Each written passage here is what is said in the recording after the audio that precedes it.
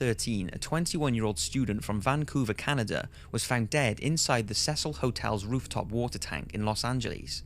The LA coroner ruled the death as accidental due to drowning and said no traces of drugs or alcohol were found during the autopsy. End of story. However, there is much more to this tragic event than what is implied by police reports. The first being a ridiculously creepy surveillance tape that recorded Elisa's strange behaviour in the hotel elevator only a few moments before she somehow ended up in the water tank and lost her life. Here is some of the footage from the elevator surveillance camera. Warning, this is very strange and distressing.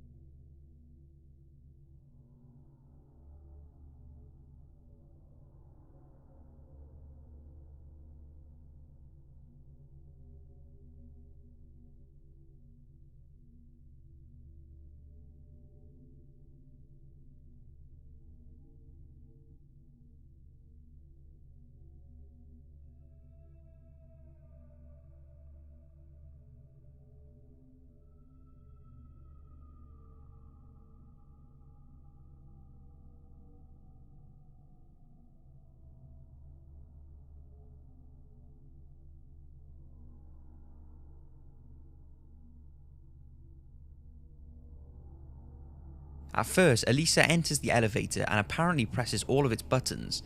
She then waits for something to happen, but for some reason the elevator door doesn't shut. She starts to look around as if she's expecting or hiding from someone or something. Her arms and hands start moving in a very strange manner as she appears to be talking to someone. She then walks away, the elevator door coincidentally shuts and appears to start working again.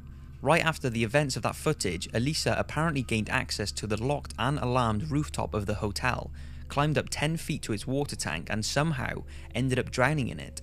Bearing in mind the opening to the water tank was only 16 inches, her body was found 2 weeks after her death, after hotel guests complained about the water's taste and colour. Seeing the surveillance footage, most people would conclude that she was under the influence of drugs, but like I said, Elisa did not have a history of drug use and her autopsy concluded that no drugs were involved. What happened to Elisa Lam? Why was she acting erratic as if she was being chased by an unseen force? How did she end up on the roof dead in the water tanks?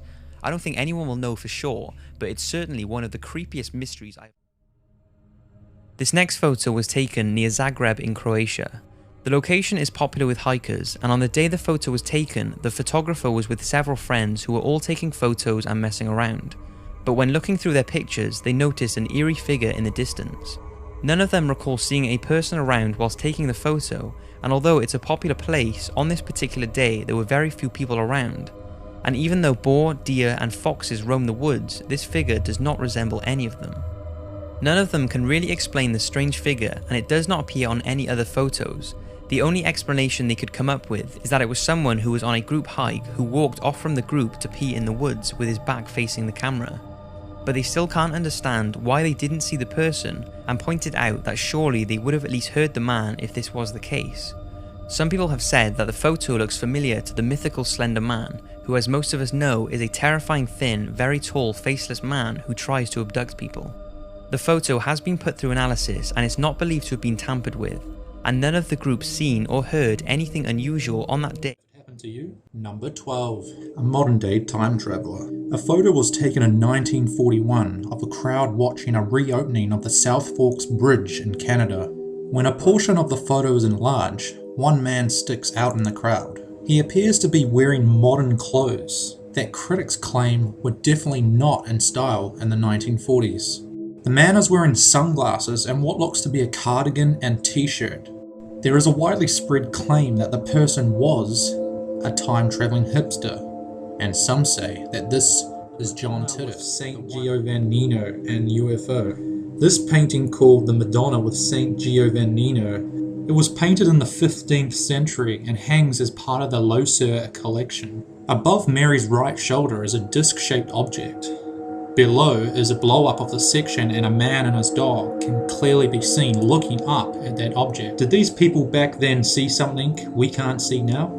It still remains unknown. This photograph was taken in 1963 by Reverend K.F. Lord at Newby Church in North Yorkshire, England. It's been a controversial photo because it's just too good. The shrouded face and the way it looks directly into the camera makes it look like it was posed. Yet, supposedly, the photo has been scrutinized by photo experts who say the image is not the result of double exposure. On 23rd May 1964, Jim Templeton, a firefighter from Cumberland, took 3 photographs of his 5-year-old daughter while on a day trip to Berg Marsh.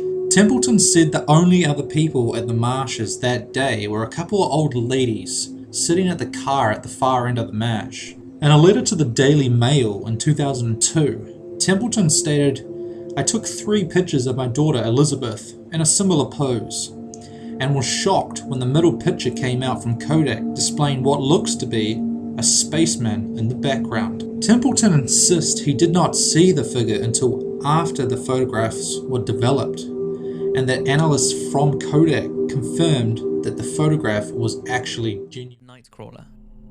In 2008, CCTV footage was released on YouTube and went viral. It became known as the Nightcrawler, and more footage appeared in 2011. A retired couple were having trouble with break-ins, so their security camera was aimed at their driveway. What they captured was very similar to the 2008 footage.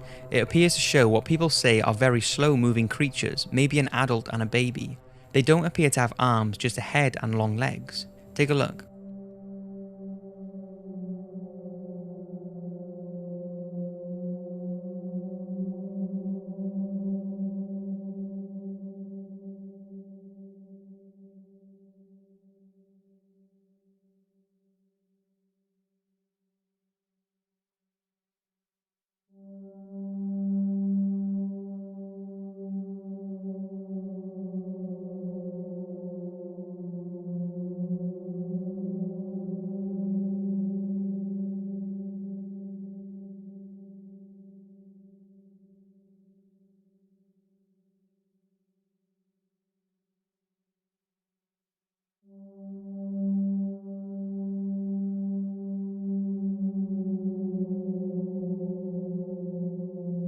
These stick-like creatures have a link to Native American Indians, and there is evidence of this in several statues carved into a similar shape to these creatures.